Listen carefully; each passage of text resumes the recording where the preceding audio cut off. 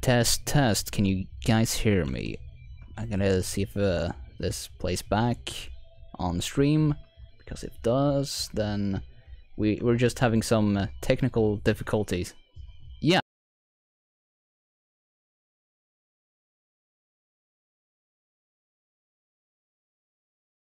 Had the music. Okay, well, I guess that was a fucking waste of time then. I'm sorry, everybody. I guess just jump right into the show instead then. I'm down. Hell yeah. So, hi everybody. I'm Franz, also known as Blackout.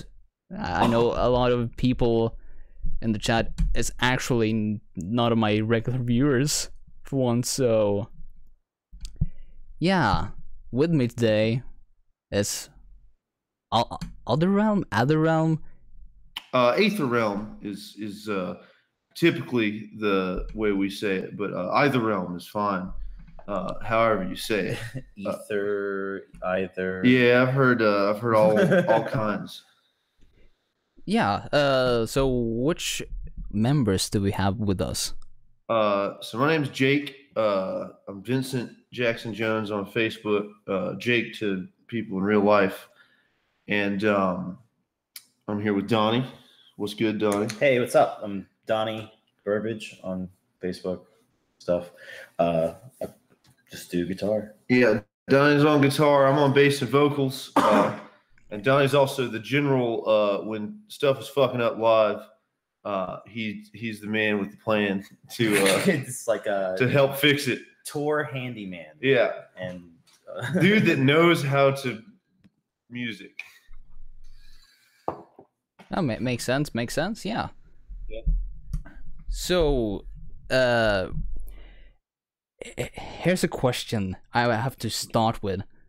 How does it feel to be the most Scandinavian band ever? It's pretty tight, man. There are not, since there aren't a lot of bands from where we are that are doing this kind of thing.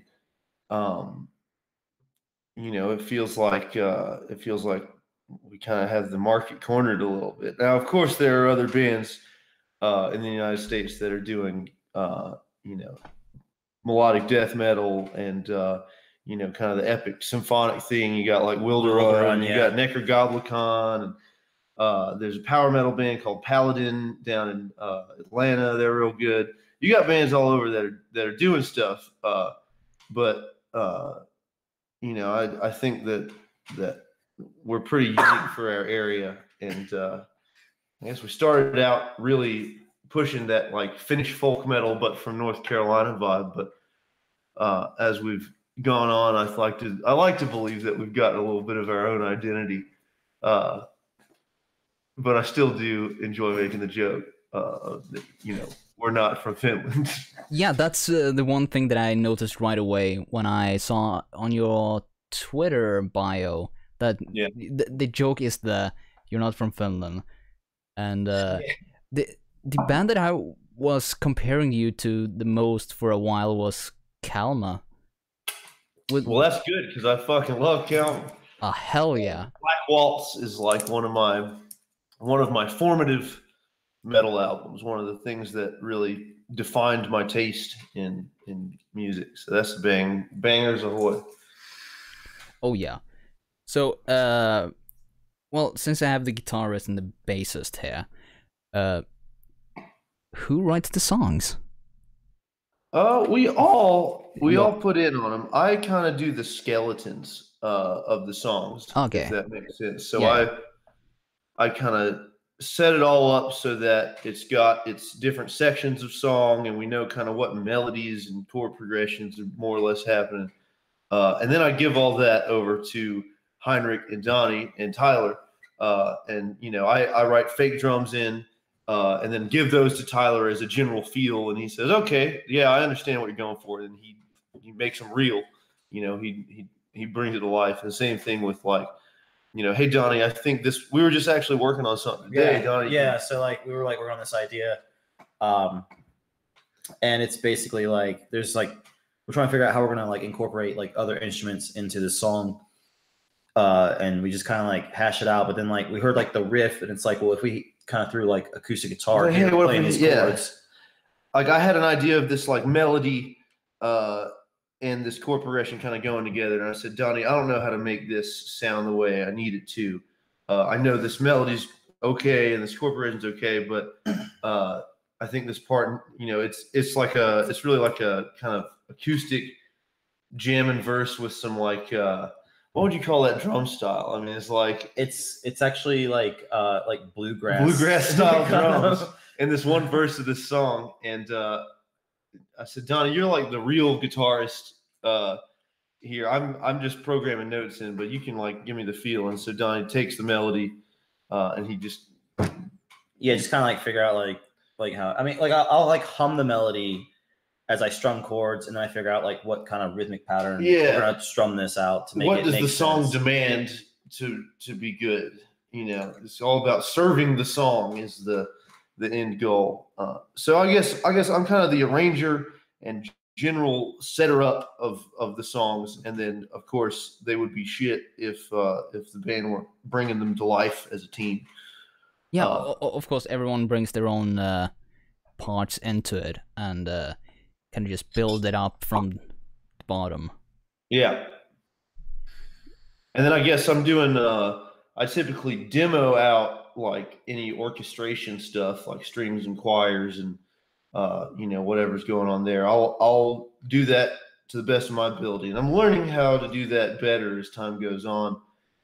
Getting better with like the more realistic sounding fake orchestra instruments like the East-West stuff. But I'm not a master at it yet. And I really want them to sound as good as possible. So like on Tarot, we had about, I would say about 3/5 or like 3/4 of the album was orchestrated by Dan Muller from Wilderun. He's their bass player, and he's a really good orchestrator of stuff. And the way we did that is I sent him like MIDI files of the demo instruments, like demo brass and demo strings and choirs and stuff, and said, all right, Dan, do your thing.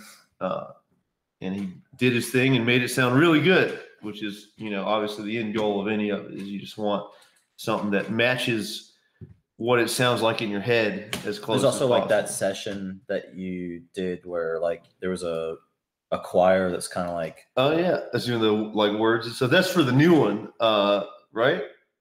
No, it was at the end of oh yeah, when we did the Temperance. Was that it? Is it the end of Temperance? Or? Yeah. I worked with like a real choir for some of the choir stuff on Tarot, and that was I collaborated with my friend Philip Reed, and he was the music one of the choir directors at Furman University, and he assembled a choir for me, and I gave him the parts and the lyrics and the melodies, and he printed out the sheet music and everything, got it so that traditional people that are like classically trained choir singers could understand it. Because if I came in there, I'd be like, I don't know, man, it's just like and you know, they look at me like I'm crazy. But you know, Philip was able to translate those ideas into something they could understand, and then they recorded some choir parts like the Sun, the Moon, the Stars got that big choir.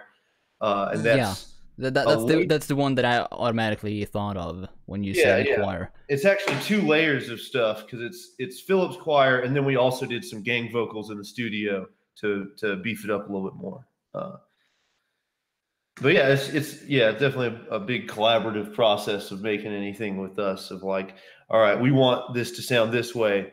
How do we do that? Who do we know that can help us do that? Yeah, because we're not necessarily always. We don't always have every resource that we need to make it sound the way we want to. So it's often that we come to somebody and say, "Hey, we've got this thing here." Like, especially on this next album, I'm going to be hitting up a lot of people. Like, "Hey, I need like a banjo part on this song. You think you can supply?" And then, you know, hopefully we can find somebody to do that. Banjo part. Okay, I'm excited to see where you guys are going with the next it's going off the rails. It's going off road. It's going straight into the dumpster. Straight into the dumpster fire that is Æther Realm. Oh, I'm looking forward to it. Hop on in. So I guess I should ask a bit about your musical backgrounds. Well, Donnie, you go first because you got like the real musical background. Okay. So, let's see. I don't know. I've been playing guitar for a pretty long time. Yeah. When I was a kid, I lucked out. I knew a bunch of guys who were session musicians, and so they would get paid to go on tour and play guitar for like pop stars or famous people and stuff like that. And they kind of like showed me a couple things on guitar, and I noticed they always communicated in like what we call Nashville number system. That's kind of like 1 chord, 5 chord, whatever. The 1 to the 5 to the 6 or whatever. It's just like it's a music theory thing. Okay. Is that really just like is the Nashville number system what I would refer to as what number is the chord? That's exactly what that is. Okay. Yeah, that's exactly what it is. Yeah. But like, cause like we actually even communicate that way in this band. We're like, oh, I think it's the 5 chord, and we'll go play the 5 chord. And which is funny, cause like when I say that to other guitarists or bass players, they think it's the 5th fret. But I'm like, man, no, that's not it. It's like so like the 5th chord in the scale. like whenever you're playing in a key, you've got your 1 chord, and that's what you would call like the root note. That's kind of what the song's based around, or what the section is based around. And then you've got like the 5th would be 5 notes up in the scale. So if you're chugging on like an A, like down, and now, if you go up 5 notes down, now, down, now, that's there you're on the 5th. We also communicate by just going nan. Yeah, like a lot of like sound effects and like, hey man, you think you could hit me with like one of those like now. Yeah, I'd be like, hey man, I need one of those little like, oh yeah, like, okay, I got you, dude. Like no problem. Yeah, I know what that is. Yeah, so so like I grew up like these guys, and they were ridiculously good, like insanely good guitar players, and then I like kind of like hung out on like forums for a little bit. And there's one, it was called Musician War, or I think it was originally called GuitarWar.com. And it's like an awesome site. I remember seeing that site a while back, yeah. Lori Lindstreth was on that site before, like, she kind of became, like she was pretty big beforehand because she was in a band called War Bride back in the 80s, I think. But, like... Well, did she play for Arion song? So that was after this, she was on this site. But yeah, like... Because there was that band called Stream of Passion that she was in. That's right, yeah. Yeah. She's super fucking nice, man. The thing I remember about Lori Lindstreth is that YouTube video where she's like, "We're gonna do some girly sweeps." Yeah. And it's like, and she just shreds it up. It's tight. So like, it was like a really cool forum because there's like a lot of people that like actually did really cool stuff afterwards. But and then I went to school for music theory and composition, and I studied classical guitar and jazz guitar, and then I decided that classical guitar was not for me because you just kind of play by yourself, and I like hanging out with my friends, jamming music and drinking beer, and that you do not do that. No drinking beer in class. Well, actually, after the show, you drink. Well, that's what. Yeah, you gotta wait till afterwards. My professor was pretty rad about that, but and then like I went to school for audio engineering as well, and as well as like not only for music but also for post-production for film. And I finished that. I didn't actually finish that was like not really like a university or anything like that. That was like a technical school where they only teach you that stuff. And I never actually graduated college. Like I think I only have 2 years and that's it. I got like 1 semester, man. That's all right. I mean, you don't need to finish college. You don't have to. I learned that. I eventually learned that. Yeah, it's not really that big of a deal, actually. It's like depends on what you want to do, you know? Yeah. So yeah, like my background is pretty much just like, you know, music in some form for your whole life. Just, you know, in that way, it's like how I got into it, and that's how I ended up where I'm at. Well, for me, let's see. My musical background is like pretty spotty. I took some piano lessons when I was 8, probably from about 8 to 9. And And I never liked to practice then, as most 8-year-olds aren't really ready to shred. I remember very clearly, I didn't like to practice so much, and I didn't like going to my piano lessons so much that my mom knew I didn't like going to the piano lessons, and she picked me up from elementary school one time, and I jumped into the back seat of the car. I landed on a pencil that was sticking up out of the seat, and the lead from that pencil is now permanently embedded in my knee. It's still there now. And I was like, Mom, I hurt myself. Like, I got this pencil stuck in my knee. And she was like, suck it up, Jake. I know you just want to go. I know you're just trying to get out of your piano lesson. And then I went to the piano lesson and I did it. But I was, whenever I'm like thinking about it, like, oh, no, like, hey, I don't know, Mom. Did you see this pencil lead in my knee that you didn't take me serious about? But no, I'm really glad that she was pushing that on me. My mom gave me a guitar when I was 6 years old, and I hated guitar. Actually, I hated it until I was like maybe 13. 13. I was 13. I got my bass, I think, when I was 12. And so I had stopped playing piano by that point, and I got this bass, and I took lessons, but also didn't really practice on my own then. I wasn't really ready to do it. And then something clicked at like 15 when I just started enjoying having an instrument, whether it's my mom's old acoustic or my bass or whatever. I started enjoying just jamming and like trying to figure out how to make a melody or how to make something. I start getting ideas and like, oh, okay. There's always kind of like that time where you play an instrument for a little bit for a couple of years, and then there's like that time when you decide stop. And then you eventually go, oh, actually, I kind of want to do this a little more seriously, and then you just kind of like, Yeah. So 15 was when I really started playing on my own more. And then I haven't ever had any like formal musical education. I just I got Guitar Pro at some point, which I don't know if you know what that is. That's like, where a lot of people start. Yeah, like I mean, Chris from Elston still writes his stuff on Guitar Pro. He just grinds it right out so fast. It's such a good tool. It is. I mean, I think Guitar Pro 5 might be like one. That's like the version. That's like the best one. But it's also I think that as like a tool for musicians to arrange and arrange their ideas and thoughts. I mean, that's done probably more for musicians than almost any other program, because even musicians that don't know audio engineering can go into Guitar Pro and start writing a song and start grinding it out. There's not much of a learning curve for it. No, you just go in and you do it. You can either click on a fret on the guitar that is displayed, or you can type numbers and all that. So I got Guitar Pro at some point.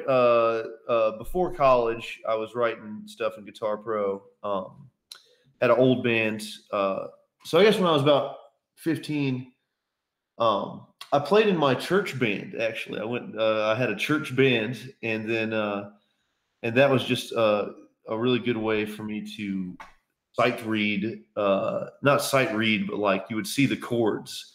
Oh, sheet. Yeah. It's like it's like has the lyrics to the song and then what chord is playing, and I would learn to jam on that, and that helped me a lot with figuring out how to just kind of feel the song and feel where it needs to go, and how to not necessarily have a machine like you have to play it the same every time, right? As much as like I know exactly how the song feels at every part of the song, and I can just kind of follow along with it like that. You get more of the feel of the song than just the chords, or an exact copy of the way you play it every time. Are you familiar with the Real Book? No. So like the Real Book is like this gigantic book that's basically filled with nothing but jazz standards. Yeah. And it's just that. It's like literally you see the melody line and the chords on top of it. And it's just that's how you play it. There's nothing that tells you what you're supposed to do or even how you're supposed to play it. It might say like swing, ballad, or whatever, or bop or whatever, and that's kind of But all the instructions you get. But it's not like, you know, play your root note and then hit the whole chord and don't change. Yeah, it's not like any of that. It's like just play it, man. Thing. Yeah.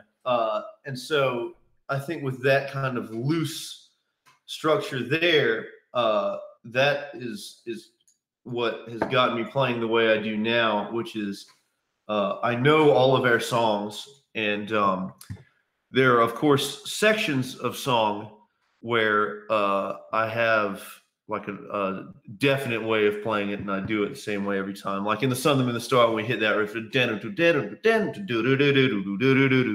it, in the intro of the song, I play that the same way every time. But like other parts of songs, especially if I'm doing vocals, it's more of I try and feel out what I need to do based on you know, what the crowd's doing. If I need to do like some sick throw my hands around moves or whatever, I don't know. Like if you're trying to work the crowd as a front man, you want to be pretty loose with your playing, so that you have a little bit more leeway. You feel like you have a little bit more leeway to you know, pump the crowd up somehow. You know, maybe you're doing like a little fist pump thing, or you know, you kind of point at somebody or what, I don't know. You know, whatever. It's difficult to describe, like trying to do a good show and be a good front man. But you know, there's stuff you do in the moment that you want to try and hype the crowd up, make sure everybody's having a fun time, be entertaining. Oh yeah, I get that. Yeah, so that, I mean, that's it. There was that, and then I kind of joined my first couple of bands. Had a little cover band around 15, around the same time, with my very good friend Sam, and then had my first kind of metal band. It's called Sacrament, and that was me and Heinrich, and different drummers at different points. At one point, Heinrich was the drummer of that band. I've heard of that. Yeah, and he's good.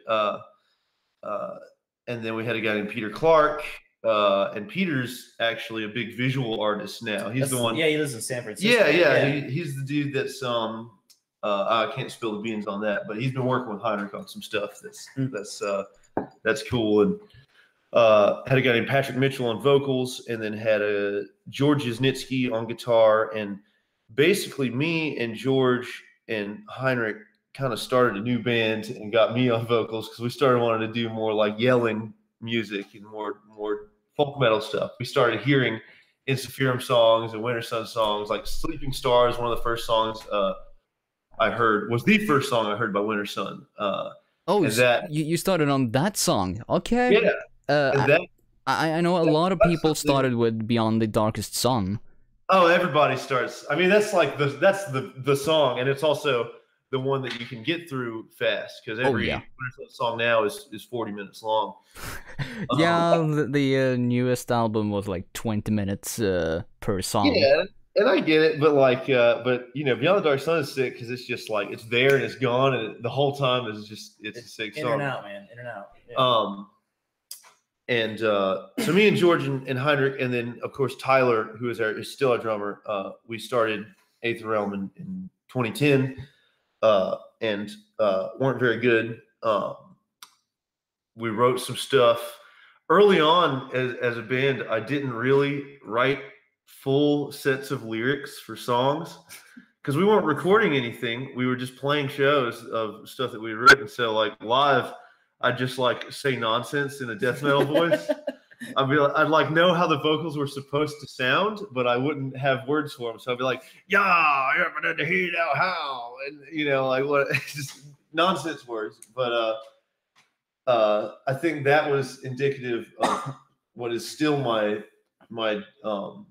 kind of policy on lyrics, which is like the most important thing is that they feel right within the song. Like obviously the words you choose are important, but musically it's all about like, you know, all right, the vocals need to sound like rah rah rah rah rah rah rah rah rah rah rah. You know, there's a melody to the vocals. You fit your vocals you fit your words to do what the song needs.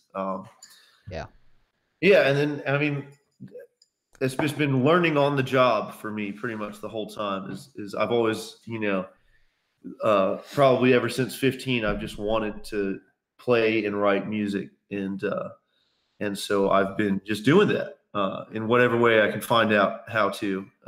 You know, with Guitar Pro, and then with Logic, and I still use Logic now to arrange new stuff and send it to everybody and all that. You know, just learned playing from playing live, and you know, learned booking tours from booking a tour, and all that. So it's, you know, it's just been basically just doing it for me, which has got, you know, its perks and got its downfalls. Like downfalls mainly that I don't know what the fuck I'm talking about when it comes to like trying to communicate real music theory ideas to anyone. I'm like, you know, modes, like, why don't you just call it a different scale? I don't get it.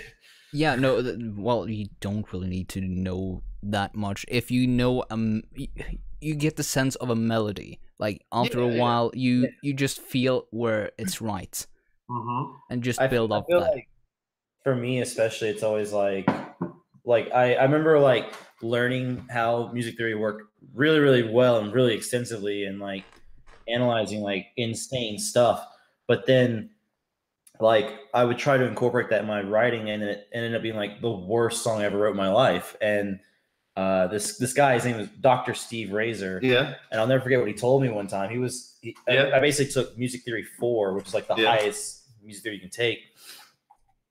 And he just kind of said to me, he's like, well, you know, like, the best music theorists don't necessarily make the best composers. And, like, that just changed my world when that happened. I was like, so I learned to kind of, like, let your ear be the final arbiter. Like, it's like the final thing you use to kind of decide, hey, does this sound cool or not? I mean, I think, and that's the important part, I think. Like, you have a lot of rules, especially with, like, classical music that I hear about. I don't necessarily know. It's like, I've heard the thing like, oh, you can't have parallel fifths and, you know, stuff like that. That's like, I mean, but, like, even, like, and some of those guys broke those rules. Yeah, it's you like, know, it's not big of a deal, actually. They're like, well, you're not supposed to have parallel fifths except when you are. And that's really what it is. It's like, except when it's what the song calls for. And then, I think it's one of those things where, like, someone does something cool and interesting, and the music theorists try to invent rules to explain why this sounds. Why did they? Like, the rules are made after the fact to try to explain what made it slap. Yeah, that's exactly what it is. But, like, if I were teaching a music theory class, it would just be like a one class, one session. It would be a 10-second long session, and it would, you know, hey guys, make it slap, and then that's it. It is all done. Yeah, just have that hook of a melody that just brings everyone in. Yeah, it's just it's got, if it feels right, and if when you listen to it back, you say, yeah, that's it. I mean, that's my technique right there. That's it. That's the riff. Yeah. Oh, sorry. Sorry, I keep cutting you off. Oh, it's all good. That's it. That's all. That's basically how I've come up in music. Yeah, I have a big question because I've been following you guys for like a half year now, and I believe last month you guys uploaded a synthwave version of Death. Yeah. Whose idea was that? Like, I love that, but. Oh, that was me. Okay. I've been on a synthwave kick for probably like a year or so. Got into Carpenter Brute's trilogy and got into Perturbators, Uncanny Valley, and then kind of worked my way back through other stuff that they've done. I really like Dance with the Dead, who's they're kind of the kings of combining metal and synthwave, which is, you know, obviously very appealing to me. And so I've been listening to all that stuff, and I've been writing some synthwave stuff on my own. And none of it's really been released. Well, there's one song that is out there. But I've been writing some synthwave for a little while, and then I saw the band Ghost did a release. Oh no, they're the rock and roll champs. They're stadium boys. I have a soft spot for Ghost. Yeah, they're especially, like, I mean, I like that I think Ghost is a chief example of making it slap without trying to make the music be anything other than what it needs to be. And so like a lot of metal people, like the metal purists, will say, this isn't real metal, and I'm like, no, it's not. It's just good music, which is my opinion on Ghost. But Ghost recently put out a synthwave remix of their song "Dance Macabre" by Carpenter Brute. Did the remix of it, I saw that, and I was like, man, that's cool. And so in our little Facebook group, I'm going to say this name real bad. Jocelyn Ninova. That's my best attempt. Sorry, my man. He's just a friend of ours and a fan from France. He made a meme in the group that was basically what we used for the cover art for that remix, where it was just like, retro tarot, like aesthetic looking version of it. Because I guess that the story behind that would be that when tarot came out, I don't know how this happened. I think it was Nick Roulette and oh man, who else was on it? No, I gotta go check. Was it Anton? No, not and what's his name? I'm blanking. I'm losing it. Was it Vitez? Yeah, Antonio Vitez. Is it? I think it's Vitez. Vitez? I don't know. Well, our friends Nick and Antonio in the group, and several other people, but they were I think they were the chief drivers of it. They started making edits to the Tarot album cover that were. Instead of like tarot, it was like carrot. Instead of tarot, it was carrot. They changed the T to a C and put 2 R's, and then made the guy in the album cover holding a carrot. And then there was one that was parrot, and they just put a parrot on him. That was like my favorite one. And then there was one that was tarp, and it was just a blue tarp instead of the album cover. That's a creative way to just switch up an album cover. Yeah, it was, and it actually kind of got out of hand. I've probably got a folder of like 150 of these different, like, because the fan base kind of got in on it, and everybody started making their own. It's maybe the best unintentional kind of semi-viral marketing thing that I've ever seen. And I say viral. I mean, it wasn't millions of people. It was our fans and friends, but it was just everybody was making their own little edit of the album cover. And so that's kind of what that was, is Jocelyn made this retro tarot meme in the group. And I said, man, this makes you want to do like a synthwave remix of something. And like, anytime I have the chance to work on some music, like for a specific goal, I try to jump on it, because it's sometimes hard to stay motivated. So when you say, okay, I'm just going to do this thing, I see an opportunity to just, make something. I'm going to try to make it. And so over the next probably month or so, maybe 3 weeks, just took the stems for Death and then remixed them into a synthwave song. Just had fun with it. And then I had our friend Nick Roulette, he's kind of becoming our unofficial 5th member in a way, with like general crew stuff. He did lights at our show last night, and he's done different graphics for us. He made the little tiny metal hand pins, wooden pins that we have at shows. And so he made a video for it, and that was really neat. I thought he did a good job with that. And basically, it was just a fun thing that I did with some friends, and because why not? It's our band. We do whatever we want. Yeah, exactly. You do it for fun, and that's something a lot of people seem to forget. Like, you're supposed to have fun. With the pressure of like, you're trying to like, quote unquote, make it. You're like, all right, what's the right move? What do we have to put out that's going to make us more popular or whatever? But you don't really want to get in that mindset, because you kind of feel like you lose something exclusively writing to try and get as big as possible. I don't think there's any problem with like envisioning some big sing along chorus when you're on stage and you're like, yeah, dude, this is gonna go off live. But by and large, I just want to write music that makes me mosh in my bedroom at 3 a.m. when I come up with the cool riff and I'm like, oh, this is it, perfect. Yeah, like you're not only making music for other people, you're making music for yourself. Like you want yourself to be happy with the product you're actually creating. Mm-hmm. And me as an artist, I do recognize that in my own art. Yeah. Well,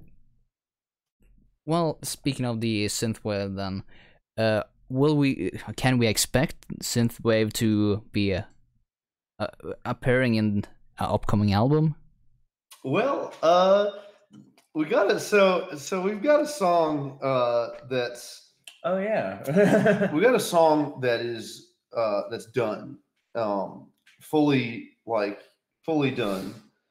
And I don't want to say, I'm not going to say too much about it because it's not going to be out for a little bit for a couple different reasons. But we've got basically a section in the verse where it goes, the energy goes in the song goes down real low for a second, and it's like vocals and this pulsating synthwave bass line.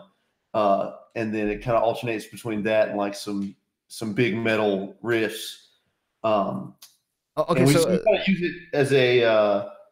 We're definitely including a little bit in there. I mean, we're not going full synthwave metal, but like, we're using it as it's a tool in the toolbox. And I want to write songs that we like, and so I definitely don't have a problem. Is that like what we do pretty much? Yeah, like, I just kind of always like, let's write some songs that we like. Yeah, because we always like take weird things from like other genres and other like songs. When you did that flamenco part kind of deal in the Devil. Yeah. Donnie actually did that. He sent it to me, and I don't know. He told me that he sent it to me as a joke. And I don't know if that, if you were really just like, oh man, this will be a funny meme, I'm gonna send this to Jake. Yeah, so like, it was like pretty much what it was. Yeah. Yeah. Like my roommate was just like, I can't, like, I was just like beating my brain over what to do over this part. Yeah. And then I just cut out all the parts that you had written. Nice. Perfect. Do that more. And then I was like, I think I was like listening to like Wretched. Oh yeah, of course. Wretched. And Rodrigo y Gabriela. Yeah. And I was like, I'm just gonna do this as like to humor myself. Yeah, I mean, and then like my roommate Adam was like, dude, that actually sounds really cool. And I was like, well, I'm gonna send it to Jake as a joke. And then Jake was like, no, can that actually be? That's it. That's the part. That's the part. And I was like, okay. And I think that's generally what we do. I mean, when I'm writing, I tend to wear my influences on my sleeve a little bit, but those change.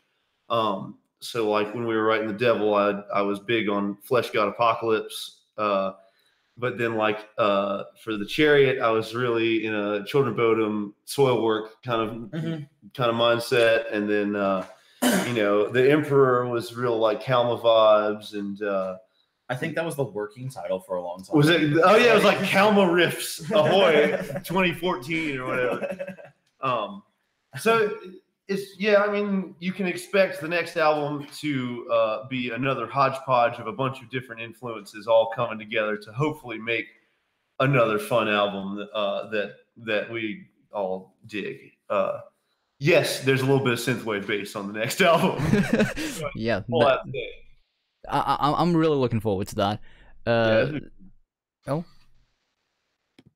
It'll be fun. I'm excited. Hell yeah.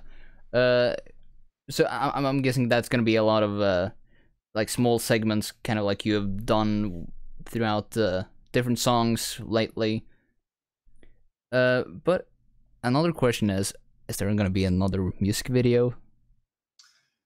Well, yeah, we've got a working plan right now. We got a guy that we're having do the treatment for the video, I guess is what they call it. And we've got a way to make it happen. which is that's as far as I'm going to say with it. But yeah, I don't think that there will be, at least anytime soon, a music video for another song on Tarot, which is a bummer for me because we at one point were really geared up to do one for King of Cups, and that fell through for some different reasons. We've had the worst luck with music videos over the years because we were gonna do one for Swamp Witch way back in the day, and that would have been great. And we were gonna do one for King of Cups, and that fell through.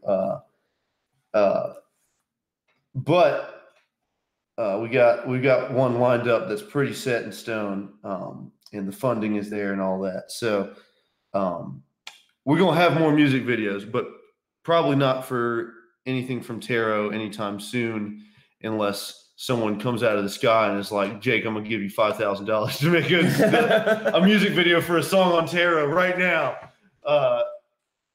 But I guess the reason is that is because I'm really eager to move forward with new music, and as much as I love Tarot, I love new stuff more, and so I'm eager to just get a move on full speed ahead with that. Yeah, like get some new music out. Are you guys gonna release any singles? Like, I'm just asking that. No need to reveal anything. Yeah, there will presumably be singles that will just appear on the next album when the album will come out, but probably before the album comes out, there will be one or two singles that come out to kind of hype it. So yeah. It's like cocaine. You have to like introduce it to them. Yeah, you got to introduce the new supply. Hey, I know this is different from what you're used to, but we got some new stuff in here. How about that? We gotta get the people craving for more. Yeah, you gotta hook them. Yeah. Yeah. So is there? I don't know if there is physical copies of your two albums so far. There are. There are. I don't think I own a copy of One Chosen by the Gods. I probably have one somewhere. Really funny story about that. I never owned a copy of that for like a year after I joined the band, and I wasn't on that album. So like, yeah, that was Jack, our guitar player. Jack Doherty played guitar. I had to like learn it through Guitar Pro, but like the fretting was all wrong. It was all wrong. Yeah. So when I tab stuff out in Guitar Pro, I am not thinking about whether you can actually play it or not. I'm thinking about whether the notes are the right notes for the song. And so I will often send these terrible Frankenstein guitar parts to Heinrich and Donnie, and they'll get back to me after they look at it and they'll say, "Jake, this is impossible to play. You can't play this." And my response is usually, "Damn. All right, well, figure it out and just get back to me." And then they always do. Yeah, it's well, too bad. Well, I guess you gotta get better then. But yeah, they and you were also like practicing to like the YouTube videos of the songs, right? Yeah, that's actually how I learned a lot of them. Was just like I didn't have an actual. He didn't have a copy of the album. He was just listening to it on YouTube. Unofficial album rip.youtube. Yeah. Yeah, that sounds about right. Well, since we're about to get to the top of the hour, I have one last question, but because it's the most generic one. Okay. What's your favorite artist or album? Oh, Donnie, if you got one in mind, I'll let you go. But oh man, I really like the Foo Fighters a lot, actually. But I think like the crown probably has to go to Iron Maiden, because that's like the band that made me want to play guitar. Actually, yeah. And then, but I probably just say that, you know, like Foo Fighters for like just cool rock guitar riffage and, you know, like stuff like that, and probably Iron Maiden would be like the band that made me want to play guitar. So I feel like I have to say that's my favorite band. I don't. It's hard to say because I've got like an all-time.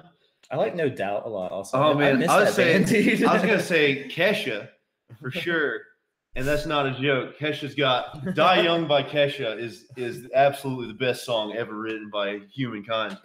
But I mean, it's so hard because like I've probably over the course of my whole life I've probably spent more time listening to Metallica than most other bands. And I may have spent more time listening to Kalma than I have to Winter Sun, which is also wild. Right now, my favorite bands are probably Ghost from their new album. Right, that's just right now is what I'm listening to. Right now, Revocation. Oh yeah, so I haven't sick. listened to it. I need so to. Good. Yeah, I haven't gotten around to that one yet either. I've been listening. Go ahead. Oh, no, I was just gonna say, I listened to like probably like a week ago or something like that for the first time, and it was crushingly good. I really like the rapper Futuristic. He's not typically. I don't know. I feel like he's not like a household name or anything. He was on Warped Tour the same year that Ailstorm was, and he's like one of my favorite rap artists right now. Are You Dead Yet by Children of Bodom is one of those albums where I know every part of every song. Yeah. Don Broco is like a really big band that I've gotten into recently. I don't know who that is. What do they do? It's like I don't know how to explain it. It's like kind of like this like heavy vibe to it where it sounds kind of like metal and rock, but there's like crazy cool like synthwave and 80s vibes to it. Yeah. Oh, hell yeah. As far as like pop music's concerned. Oh, why am I playing Fintroll? Fintroll with the I was trying to help. Yeah, I saw Don Broco on Warped Tour. Oh, and like they were like the best band. Like, they were so good. Let's see. I really dug "Welcome to Bonkers" by Nekagawa when it came out. And mainly the many faces of Dr. What is it, Dr. Malbec? Malbec. Yeah. I keep confusing that with a character from the podcast The Adventure Zone, which is Dr. Harris Bonkers. And so I always think of that. And I listen to a lot of podcasts. That's like my preferred form of audio consumption right now, because I spend so much time with music at home, like working on it, that sometimes it's nice to not listen to music and just like listen to a story. And to that end, The Adventure Zone by the McElroy brothers is just like it's a wild roller coaster ride. Go listen to it; it's tight. Yeah, I mean, listening to podcasts is a good way to just zone out and just talking becoming background noise as well. So I completely get that. Yeah. How about you, Franz? What's your favorite band and/or album right now? Oh, well, for the last 3 years, it's been Paddy and the Rats. It's a Celtic pub rock band. Okay. From Budapest. Yeah. And hell yeah. My favorite album. Actually, I have it right here. Oh man, right on the wall. Oh yeah, it's Rain Chaos by Dissection. Like hell yeah. We my old black metal band covered Thorns of Crimson Death. Oh yeah, that's a fucking solid one. Yeah, that band's called Oubliette. They're from Tennessee. And I'm not in that band anymore. It was, splitting my time between North Carolina and Tennessee a lot, this long drive. And so it ended up not working, but I still love all those dudes and lady. There's just a cover. They just did a cover of Thorns of Crimson Death, and it was fun to do. I played bass on it. There's one part where I played this bass part and I thought it was sick, and Mike was like, some of those notes are the wrong notes. That's like that's his thing. Is like, Jake, I think some of those notes are wrong. And he ended up like just re-recording it himself at the house. Or he didn't do the whole thing. I think he just punched in on that one bass part. But I was like, damn, Mike, I wanted that. I wanted my part of that. But it's good. They just put out a new album called what is that new album called? We're gonna find out right now.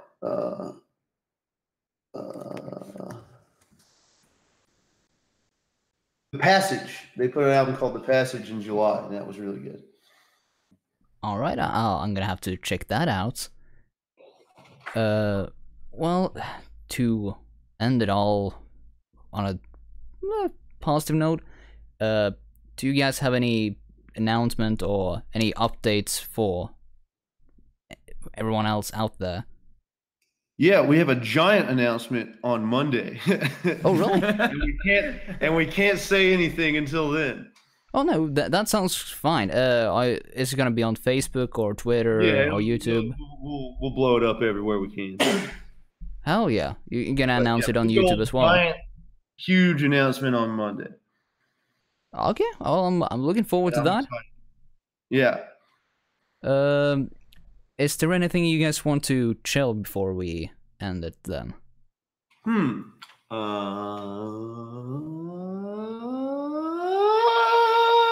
That's my best high note that I can sing. It's not very good. That's why I sing low. It's like pretty much same. Yeah. No, man. Shout out to Ailstorm for bringing us on those last 2 tours. Yeah, that was really fun. man. Very nice definitely. of them. Yeah, it was actually really cool, like how we met Chris and everything like that. So, and it goes to show you just kind of like we've just always done better by making friends. Yeah, just make like general advice to anyone in bands: just be nice, be cool, and play shows, make friends, and make it slap. Make it slap and drink beers. Yeah. Hell yeah. And all the links to Facebook, Twitter, Bandcamp, and your merch is in the description if you want to. Thanks. Yeah. Oh, cool. I've always had the links to your Twitter and Bandcamp ever since I found the song Tower. Well, thank you, man. I appreciate that. That's always cool when people link it all back to us so that other people can get into it, because that's really the primary method of marketing that we have had our whole course of being musicians, is people telling each other about it. So thank you. Yeah, no worries. And besides that, keep an eye out on Twitter and Facebook for the announcement. On Monday, you'll see it then. Yeah. Thank you for having us on, Franz. Thank you for coming on. It's been fun. I would like to have you on for a second interview at some point. Yeah, just you send me old Twitter message. I'll get back to you. Hell yeah! And let me just do a quick plug for the other people that's in this little community that we have. We have the Morning Decay. Is there anything like that? Or? Wait, it was what's your favorite song? Die Young by Kesha. Die Young by Kesha, yeah. I don't really know. What's the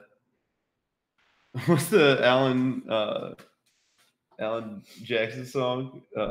Way down yonder on the Chattahoochee. No. It gets hotter than a hoochie coochie.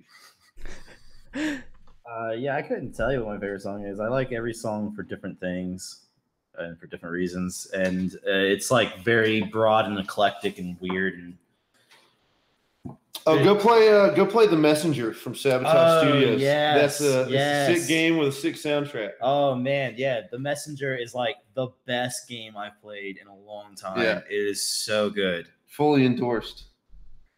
Oh hell yeah! I've heard only good things about that. Yeah. The soundtrack is bomb. Insanely good. Bomb. It's so good. Eric W. Brown blowing it out of the water again. The controls on the game also are just crushing it good too. It just plays super smooth. Yeah. It's just like literally like just hits you right in the nostalgia. Hits you right in the dick. with a bullet to the dick. Can we use that as a line in a song on the next album? With a bullet to the dick? With a bullet to the dick and a beer to the dome.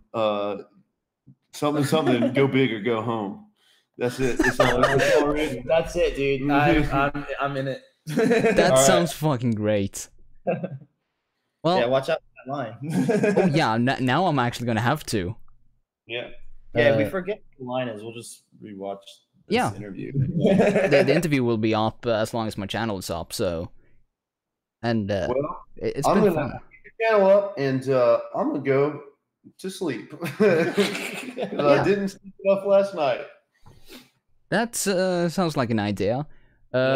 Just gonna do a real quick plug for the rest of the people, which is the Killing Joke streams Tuesdays and Thursdays. We have the Late Night with Broski. We have the Morning Decay, and I don't think I've missed anyone. Oh yeah, Doc Griffin with his interview show on Tuesdays at 8 p.m. Okay. Yeah. And of course the Whale Gang Radio Mondays and Wednesdays 7 p.m. East Central Standard Time. I keep screwing that one up. But yeah, what do you call Norway time? What is time? That's Central European Standard Time. Man, what a mouthful. Yeah, it is. But, well, any other things before we sign off? Well, I just want to thank you guys for coming on. It's been really interesting, and as I said, I really want to have you on again for a later interview. Hit us up anytime, man. Hell yeah. It's been fun, and peace out, homie. Yeah, peace out. And thank you all for showing up in the chat. I'm just gonna go over that real quick, which is Sela, Jules the Dragon, Joshua Richards, Zach Lonby, Regin, aka Peter, how you doing, bud? And all the way at the end, BTTG 161, also known as Marking Out. How you doing? I see Smoke Easy. Smoke Easy. Hey, Smoke Easy. Did you tell them you have chocolate nips? No, he did not. God fucking damn it.